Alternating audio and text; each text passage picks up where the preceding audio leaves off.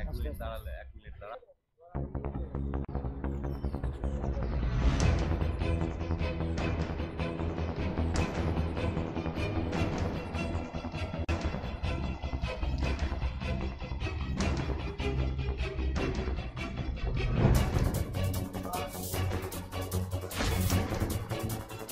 পঞ্চায়েত নির্বাচনে কংগ্রেসের হয়ে ভোট প্রচার এবং দলে যোগ না দেওয়ার শাসক দলে এক বুথ সভাপতিকে বেধড়ক মারধর করে ডান কান কেটে নেওয়ার অভিযোগ উঠল কংগ্রেস কর্মীদের বিরুদ্ধে।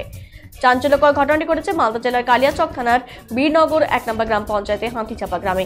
আক্রান্ত শাসক দলের বুথ সভাপতির নাম সেলিম শেখ।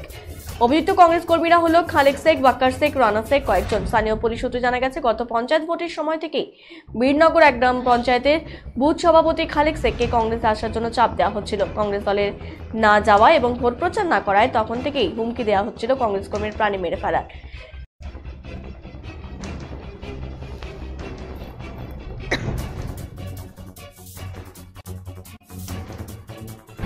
আমাকে ভোটের সময় বলছিল তৃণমূল পার্টি করিস না। তেমন কেন, আমি 15 বছর ধরে পার্টি করে আসছি, আজকে পার্টি করব না মানে? যার জন্য আমাকে ওই ভোটের পর থেকে মারার জন্য ওরা মানে উদ্যোগ নিয়েছিল। কারা, কোন দলে? কংগ্রেসের দলের লোক। কি নাম?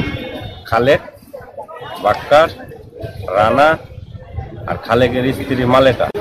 ওরা ওই দলের কেউ কোনো পদে আছে? ওরা পদে নাই, ওই খালেকের সালা পদে আছে, মানে কংগ্রেসের লিডারও। আর আপনি